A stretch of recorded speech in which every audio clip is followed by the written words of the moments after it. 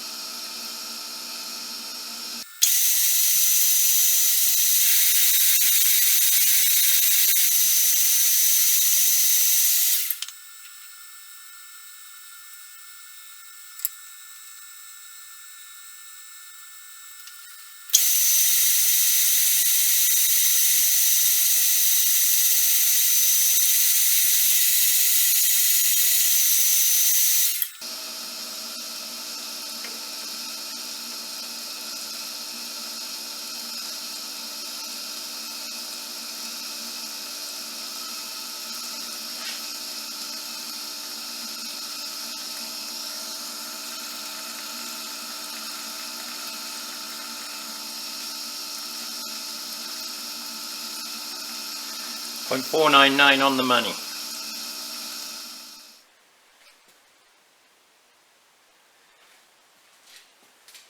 With our arbor diameter right on, and yeah, reasonable finish. I'm going to put a undercut in here to make sure that the component sits up hard against that face, and I'll clean that face up with the grooving tool at the same time. Then I'm going to put a chamfer on here and on here, and then it will be time to drill some holes. So let's step to it. Oops, there you go.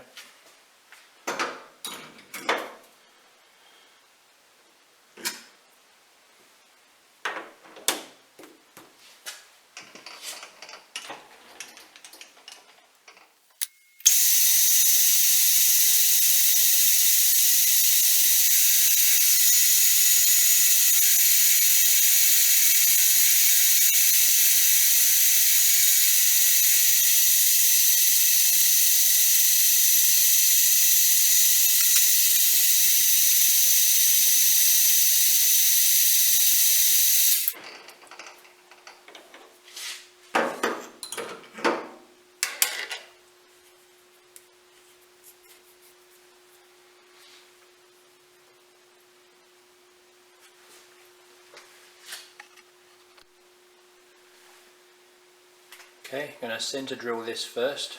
I suppose really you should use a spot face drill, but I don't have any, and I've never had any problem doing it this way, so I'm going to do it this way. So center drill, then I'm going to drill 159 about 1.1 inches deep. That's a tapping drill for a number 10. Then I'm going to drill a clearance hole for a number 10. So the tapping drill is going to go, you know, some way up the body, and I'm going to put a thread in this section, and then there's going to be a clearance hole in this section, because this is the part that's going to be slit, and this is going to be the expanding arbor. So there's going to be a clearance hole in here, countersink in the end, so that when I tighten the screw in, it expands that part of the arbor out, screwing into the body, which sounds like a plan. See if it works.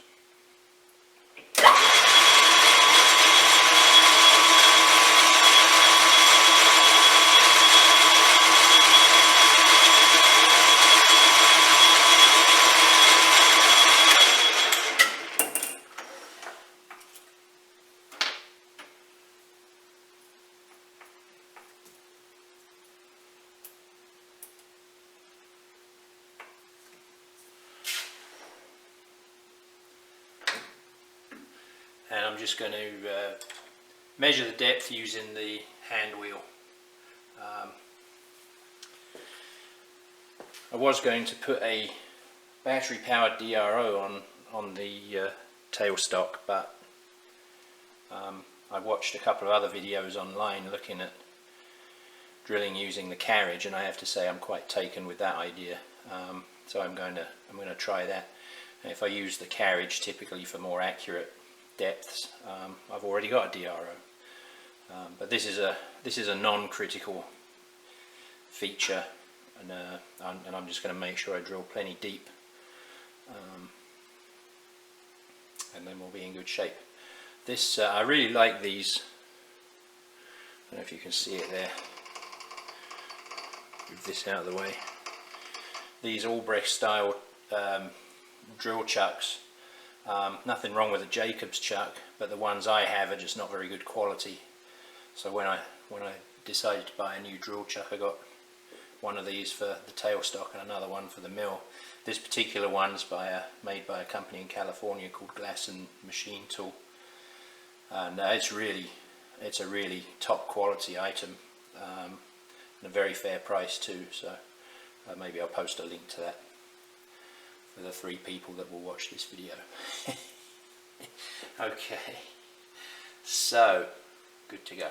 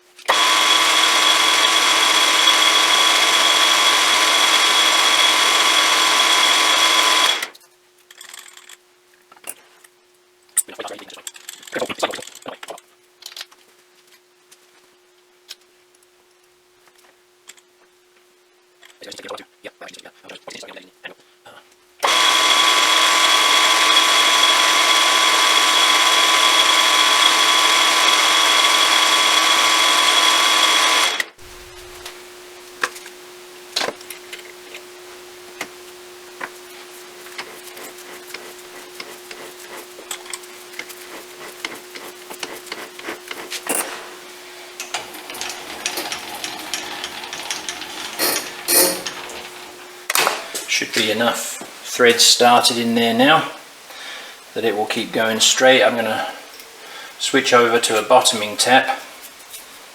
Some good advice on my thing here, look.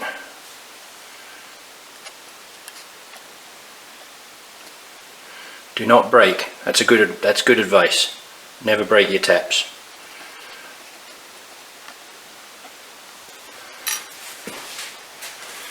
Here we go. Bottoming or plug tap. I'm just going to wind this in. Ah, you see, plenty of thread in there to engage it.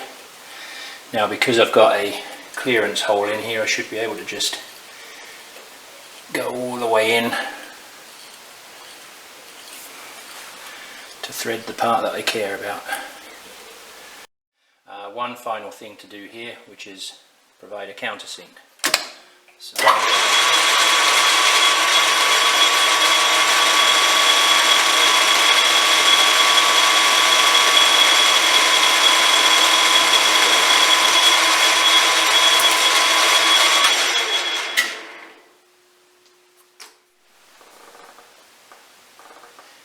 here we are on the mill. So I've got the part set up in an ER40 collet block, a 6-sided collet block, so that'll make it easy for me to make the slits. Now what I've got to do is get the saw on center. It's a 18.5 thou saw, and so what I'm going to do, same as I did in the connecting rod video, I will find the top of this part with a feeler gauge so that I can feel the feeler gauge dragging so I don't deflect the saw. And then I know that the diameter of this is 499, so with those two numbers I can easily get the center line of the saw on the center line of the part, and then it's just a matter of slitting across, and I'm just going to touch the saw up to this face here, because that's basically all I need to do is go that deep, and then I will zero my DRO accordingly. So that's the plan, and let's give that a try. So feeler gauge,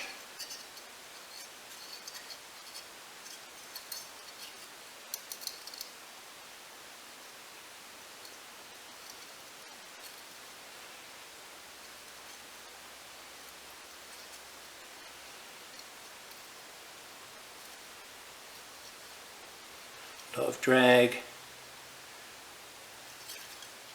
no drag,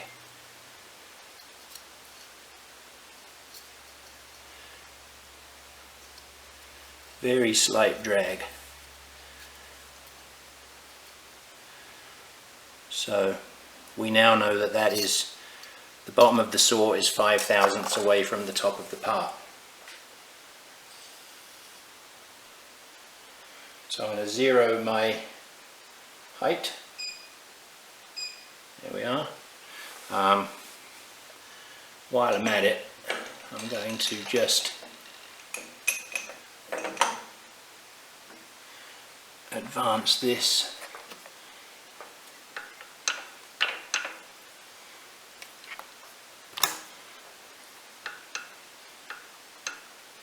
and zero the X direction, which is not super critical. Power is off to this machine, by the way. E-stop is depressed. Don't know what it's depressed about. There. So we'll zero the X. Now we know where we're going to end up.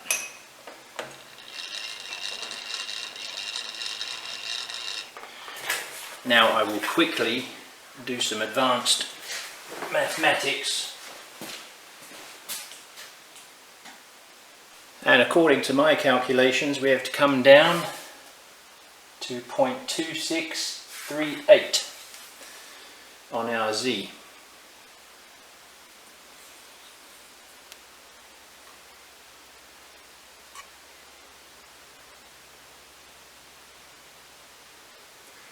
.26375 theoretically, but this is as close as I can get. And I'm going to re-zero that now.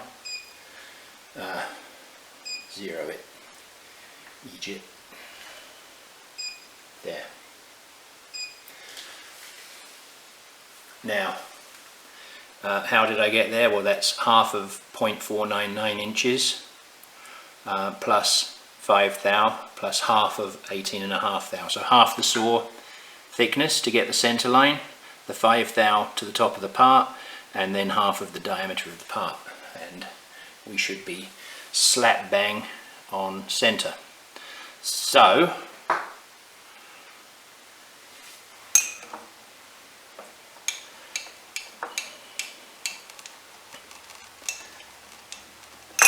now to start cutting. Let's see.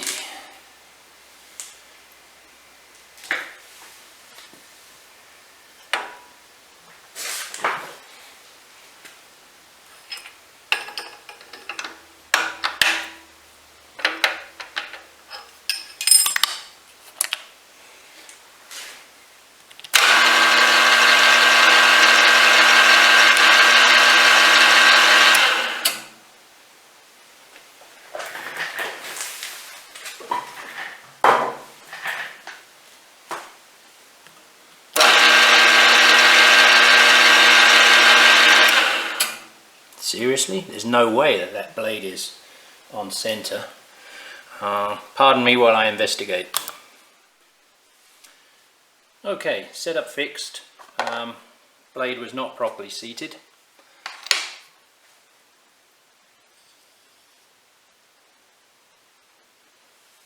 So we are ready to try again.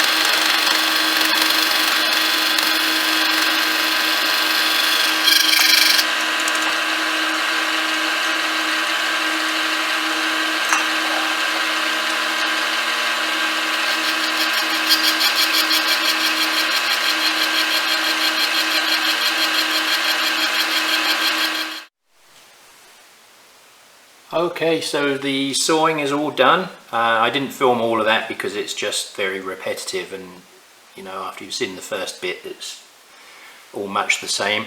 But I thought I would just show you the setup a little bit. So I've got a Edge Technologies vice stop here. This is a very handy little vice stop, clamps onto the top of the vice jaw there, and 6-sided ER40 collet holder, and the whole point of that, of course, is well, let's get this out of the way.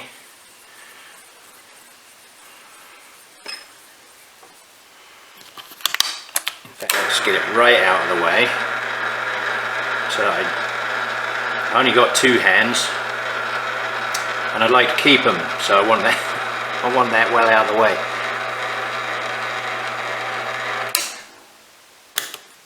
E-stop is pressed, so power is off. Okay, so I slacken off this. So you can see the idea is very simple. I just rotate it to the different positions up against the vice stop and clamp it firmly. and that makes it very easy to cut the 6 slots. And if we look at that,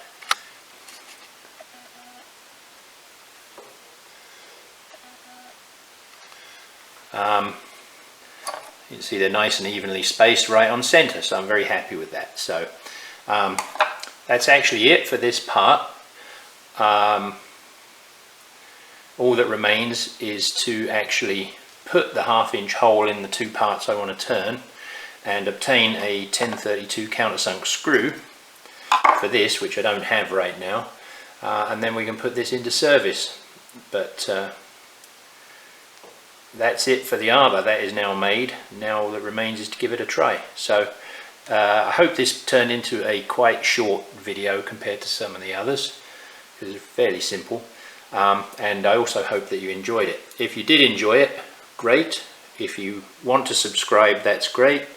If you don't want to, that's just fine. I'm not planning to try and grow this channel into a money-making thing. I'm just doing this for fun. Documenting my builds lets me go back, look at them, see where they went wrong and improve for the future. And if anyone's got any comments to help me with that, those would be very welcome indeed. So that's it for today. Hope you get out to your own shed or your own shop as soon as you can and make something fun. All the best, and remember, always be the sharpest tool in the shed.